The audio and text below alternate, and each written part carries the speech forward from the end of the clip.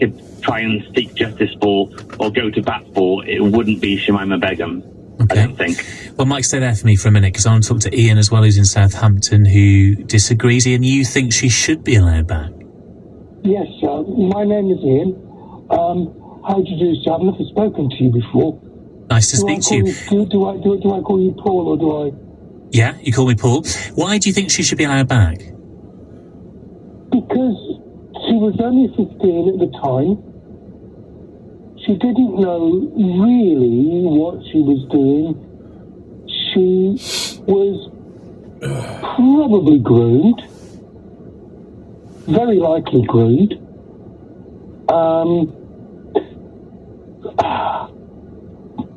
And at 15 years old, you don't know what you're doing.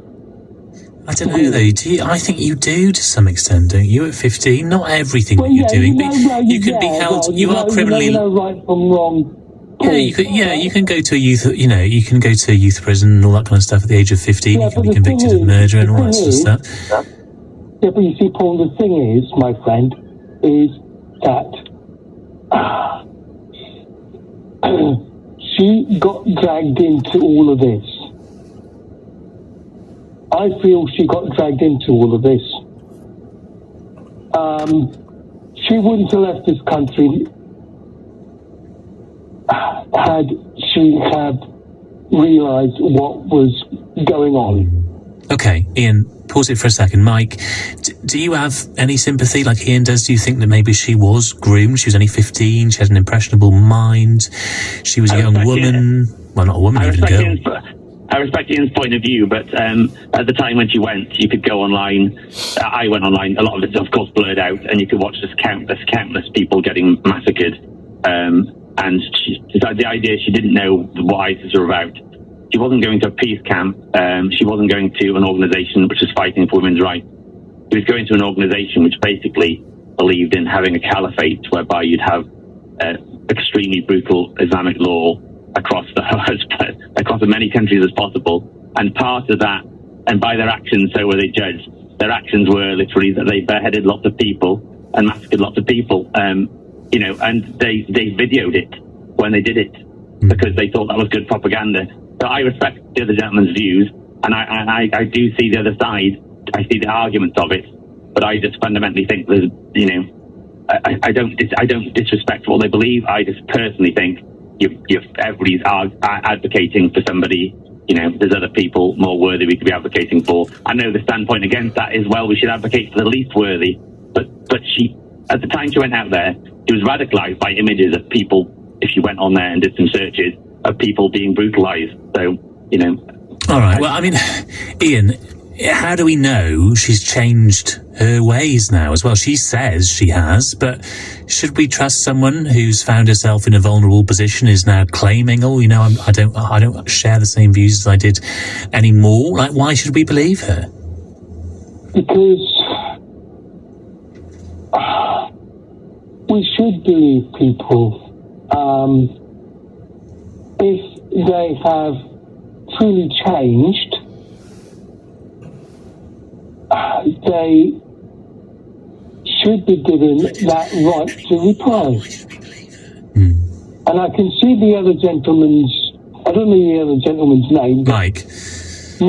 I can see Mike's point, and I agree with it to a point, but she does possibly need a second chance. Okay. Because she was so young. Yeah, I think it's the age. It is the age that comes into it for so many people, isn't it? This morning, 15 years old, is that old enough to decide your fate in such a drastic way? Ian, thank you. Great to hear from Mike as well in Bridgend. Thanks for all of your calls and texts on that particular topic this morning. I'm sure it's something we'll continue to discuss in the days and weeks ahead. That is all from me for today. Thanks again for your calls and texts this morning. It's been great speaking to you. I'll be back with you again tomorrow morning from 7. If you missed any of this morning's show, you can listen back on Catch Up on Global Player, where you'll find all of LBC's shows to catch up on, as well as all of Global's live radio stations, of course. Download Global Player for free from your app store or head to globalplayer.com. Coming up at 12 here on LBC, it's Ali Mirage, but now it's time for Matt Fry. Good morning. Good morning. Thank you, Paul. The Chancellor is in China. The Tories say she should be here, sorting out the economic mess they claim is of her making. The government says she should be talking to the leaders of the world's second largest economy. What do you think? Trump and Putin plan to meet to talk Ukraine. Where does that leave Ukraine? Musk muscles in on the upcoming German elections. How do democracies deal with unelected but politically hyperactive social media tycoons? But we start with the inferno that has engulfed the City of Angels, a nightmare for tens of thousands, and the bonfire of recriminations for politics. Listen and do call.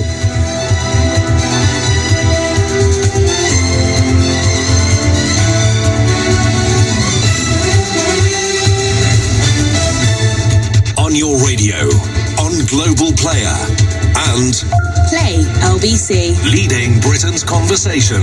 This is LBC. From Global's newsroom at 10 o'clock, Los Angeles authorities have declared a local health emergency for the whole county due to poor air quality. It's huge wildfires raging across LA are into their 5th day, covering the city in smoke and ash. People are being urged to wear a high-grade face mask if they go outdoors. Yvette Anderson's home in Altadena has been completely destroyed. She told CNN she has nothing left. I saw the fire at 2 o'clock. I took a picture. And at 4 o'clock, my phone went off and it says, evacuate, evacuate. There's nothing left. I literally just have the clothes on my back. The Liberal Democrats have criticised the Chancellor for going to China for trade talks. Rachel Reeves had been under pressure to cancel the visit after UK borrowing costs hit a 16-year high. Steve Darling, the Lib Dems work and pensions spokesperson, told LBC she should have read the room. We can see in the US that Biden, with the fires in California, chose to cancel a visit to Italy to show that he was supporting people appropriately. If there is a crisis in your country and you are responsible for that area of policy, you should be here and present. Mrs. Reeves has said her focus during her visit to China will be making working people in Britain better off. 10 councillors representing Reform UK have announced plans to resign en masse in protest at Nigel Farage's leadership. Ben Quinn, political correspondent for The Guardian, broke the story. He told LBC what they're upset about. These councillors have resigned because they feel that Nigel Farage has too much control over the party. They're unhappy about a new constitution which the party adopted at its annual conference last year, which they and others feel that basically still means that Nigel Farage has a stranglehold over the party. This comes a matter of days after the world's richest man, Elon Musk, said Mr. Farage was not up to the job of leading the party. The UK has recorded its coldest January night in 15 years. Temperatures dropped to minus 18.7 degrees in Altnahara. It's a small hamlet in northern Scotland. Forecasters are predicting another cold night tonight before temperatures begin to rise next week. And Everton have confirmed David Moyes as their new manager 12 years after leaving the club. The 61-year-old signed a 2.5-year contract at Goodison Park following the sacking of Sean Dyche. LBC weather, frosty and foggy this morning for many. Once that clears, we'll have a bright afternoon with plenty of sunny spells. Cloudier further west with some light rain and hill snow and highs of 7 degrees. From Global's newsroom for LBC, I'm Jenny Barsby. Hi, I'm Claire, and last year I did my first big hike for Cancer Research UK. It was amazing. The scenery was stunning, the volunteers cheered us through it, and the free hot meal at the end was really what I needed. I did the full marathon hike. There's also a half marathon and a 10k if you don't fancy the big one. Join hundreds of hikers like Claire and connect with nature whilst also funding life-saving cancer research. Search Big Hike today for 30% off your entry. Together, we are beating cancer. T's and C's apply. This is LBC from Global, leading Britain's conversation with Matt Fry.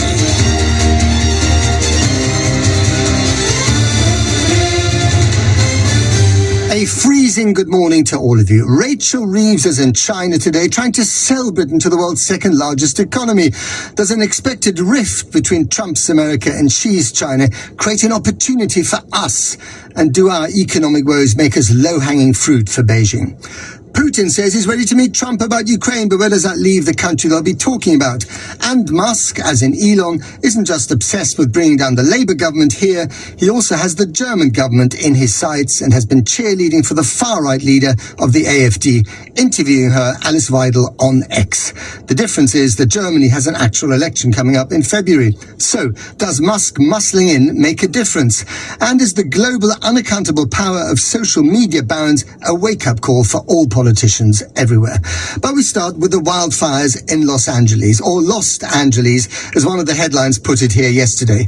Imagine the inferno as you listen to these clips.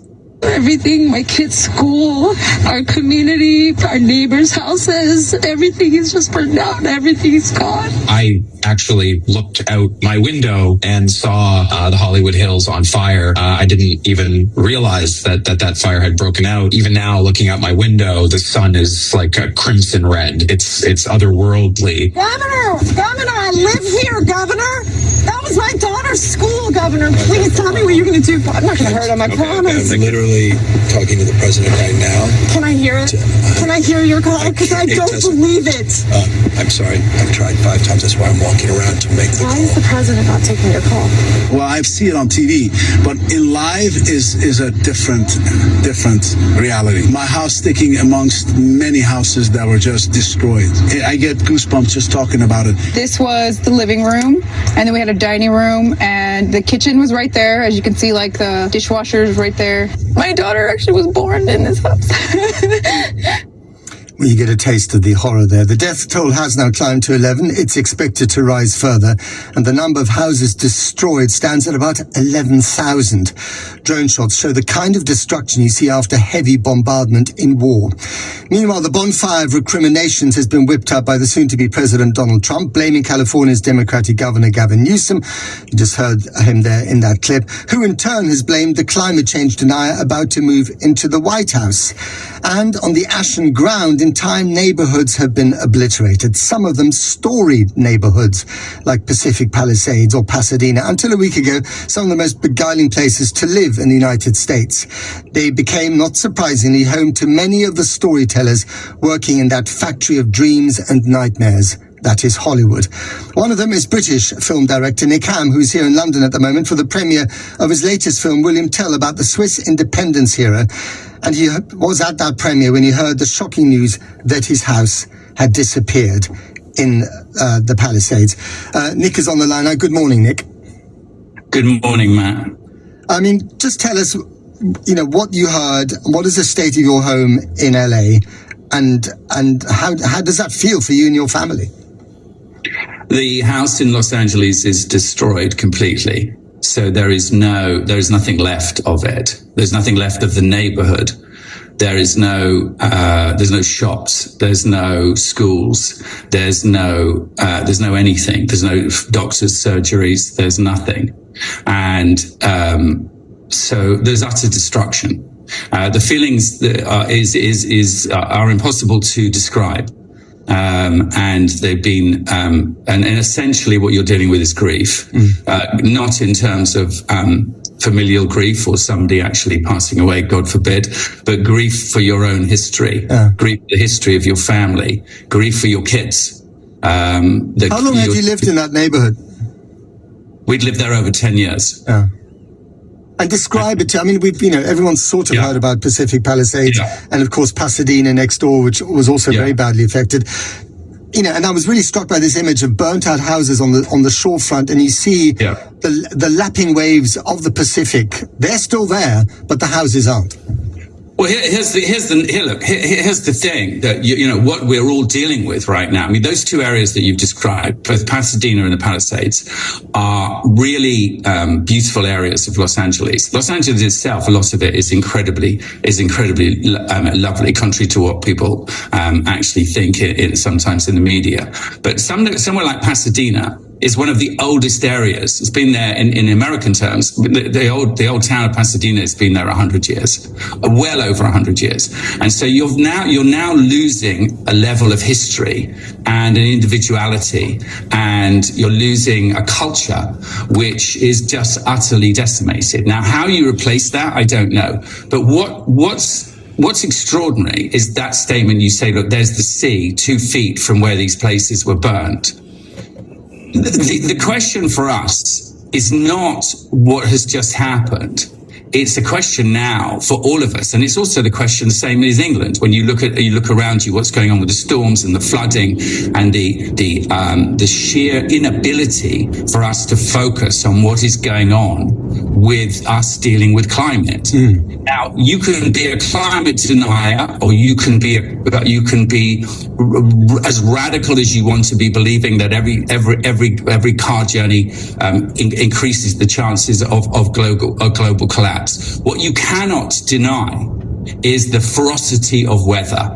That this fire in Los Angeles moved at 60 miles an hour. In other words, it was a tornado of flames. It were flames like you have never seen. So in any individual family, when you're told to evacuate, you can't quite believe that it's happening to you, because we all spend our lives thinking it's going to happen to someone else. Surely that's not going to happen to my neighborhood. Surely my house is not going to get flooded. Surely the street, if I get burnt, that means 5,000 houses around me will get burnt. And yet, Nick, you live in a neighborhood of Southern California, which is used to the annual event because of these Santa Ana winds. This isn't even an annual event. This is the winter. This is not the summer. You're used to events like this in the summer when the heat is there. This is the middle of the winter, and it's been the driest season for a year.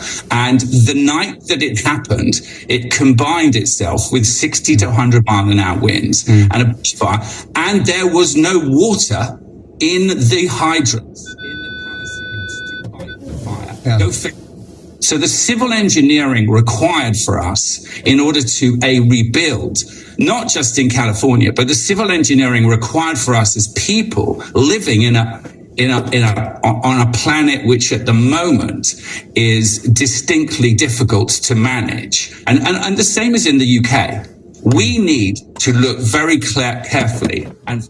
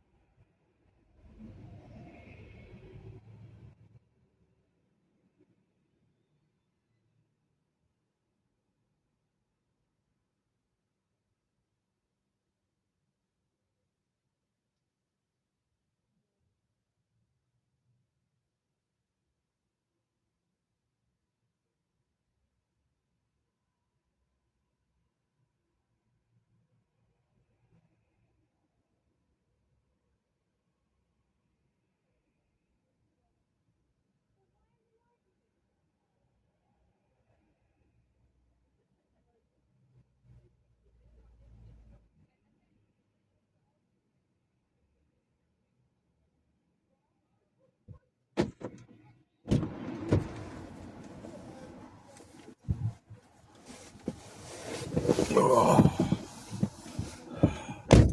Fucking weather. Oh, God.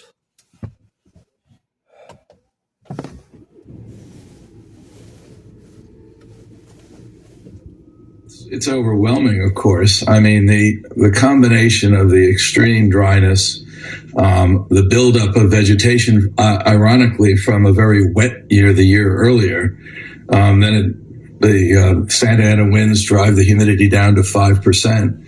And all of a sudden you're living in a tinderbox. And when that goes up, it's incredibly intense. And I think you saw that. And also no one can outrun it if the wind is driving the fire at 40 miles an hour or 50 miles an hour.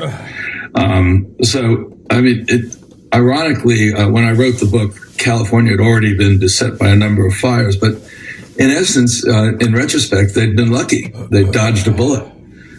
This fire was inevitable in a way, and that the luck ran out because now it hit. By the way, two of my kids had to evacuate their house in the dead of night. They were in Bel Air, right. And so they joined that exodus.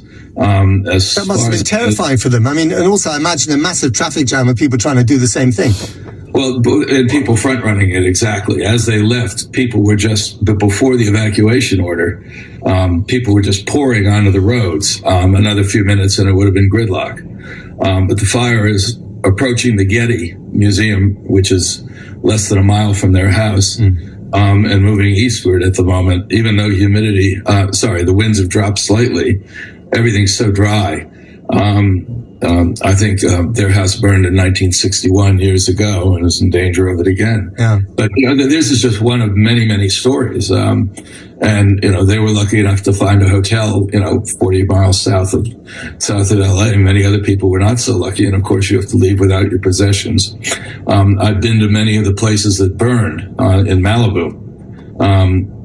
And just a few years ago, there was another fire that lapped up to the very border of their house in Malibu. So what you see in retrospect is that as this unfolded, it was kind of inevitable that eventually fire would hit the most affluent part of the state, of one of the most affluent states in the world. And I think the number of fire refugees in the LA area has gone up to almost 200,000. That is an awful lot of people. I know it's a big city, but still, that is a massive number of people. Call Steve Morgan. The line number, please.